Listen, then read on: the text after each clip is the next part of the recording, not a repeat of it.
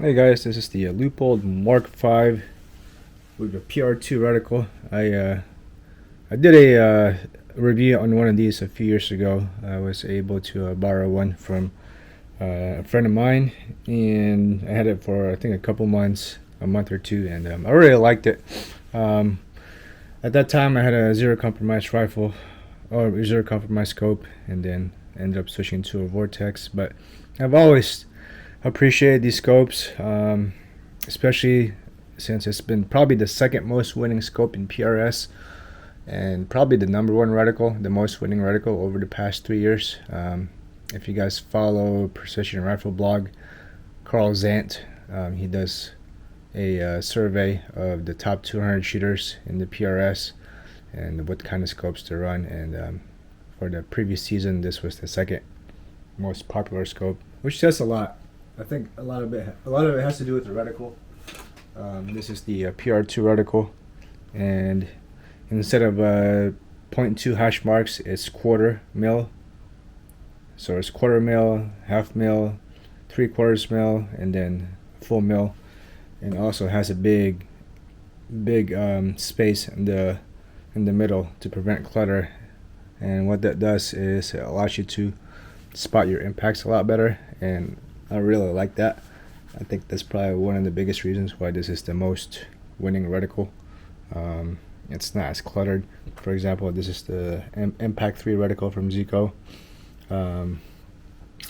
which is I really like this reticle too, by the way, especially the circle. I have no complaints with this reticle except that it can get cluttered compared to the PR2 reticle. So, anyways, I'm gonna be unboxing this just to show you guys what's included in here, and then I have this DI Precision competition wind dial and show you guys how to install that.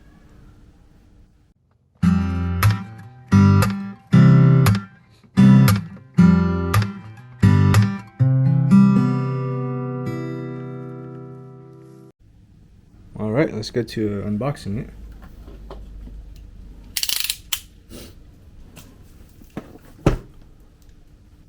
Mark 5, 35mm tube, first focal plane, PR2 reticle.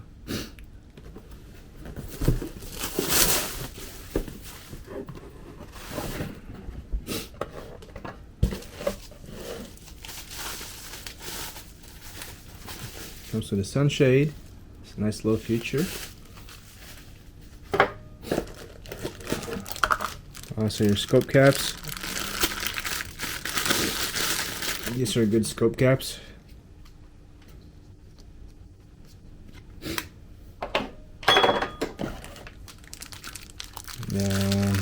Lens caps. I like that it goes all the way back. That's kind of nice.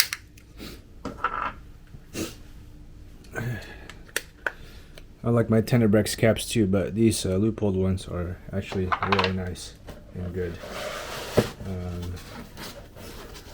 Here is the Mark 5 scope.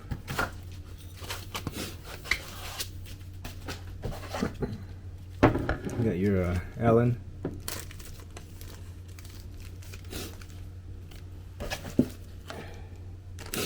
And then this is for this is if you want to take out this lever, and I'm just gonna actually keep the lever. I kind of like that one. So this is the Leupold Mark 5, and this weighs at 30 ounces, so a lot lighter than the other scopes out there that you would normally get for PRS. And let's look at the windage. I mean the turrets. Feels nice.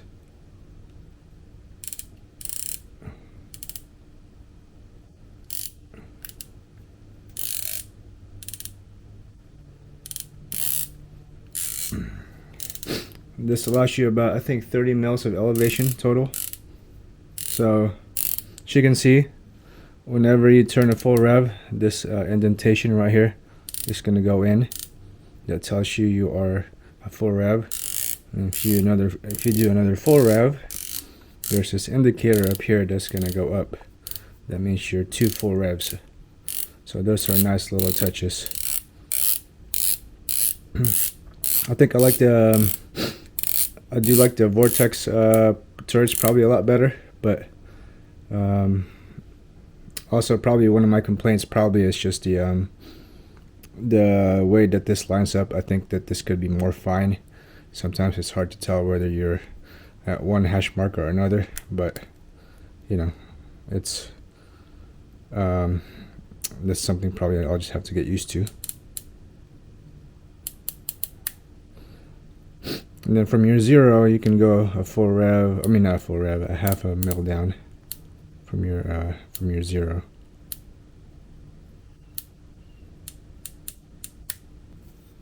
Very robust scope, well built.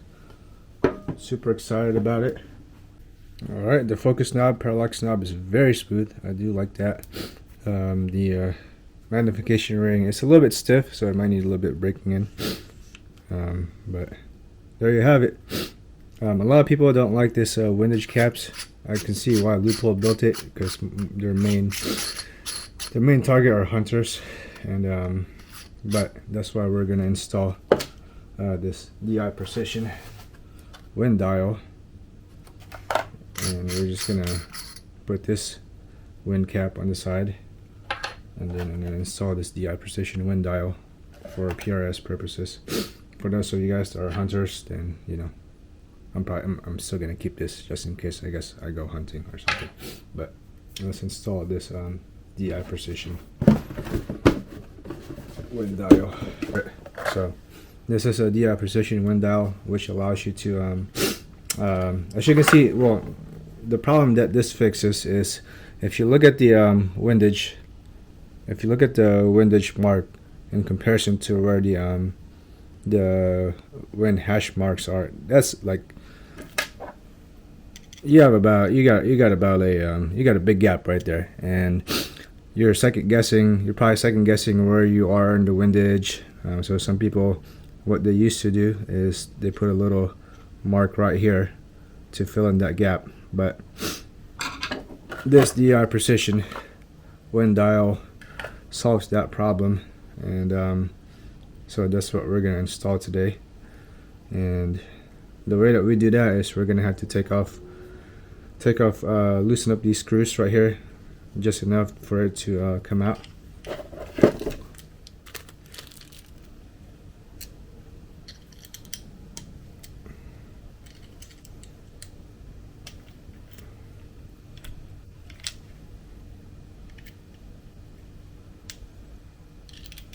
So there's 3 sets of Allen screws that needs to be loosened up. I'm gonna put that on the side, and I'll keep it. You probably don't want to throw that away unless you're thinking about keeping the DI Precision one permanent. And there's so there's this rubber O-ring at the very base of the threads right there, as you can see. So I'm gonna take it off with just this little tiny flathead, or you can use a pick. I should probably use a pick, to be honest. So there's that O-ring that you're gonna take out. Probably you want to keep this just in case you sell your scope, or. But anyway, so here's the DI Precision wind dial. As you can see, this mark right here is a lot closer to where the marking on the windage would be, and you don't have to worry about a scope cap. So we're gonna install that. So the way we install this is you just line it up, hold it tight, and then you tighten up the 3 set screws, being careful not to over tighten it. So I'm just gonna put it in there snug at first, and then maybe do an 1/8 of a turn. Alright, I got it in there snug. Maybe like a 1/16 of a turn. Super tiny. Or a 32nd of a turn. So I mean, I'm sure there's an actual torque value in this, so I'm just gonna tighten it by feel for now, and then there you go. This is the Leupold Mark 5 5-25. Super excited to run this, especially the reticle. Super excited about that. And I'm going to be getting an Area 419 mount on this, so I'll probably do a video on that one as well. So, alright, you guys have a good one.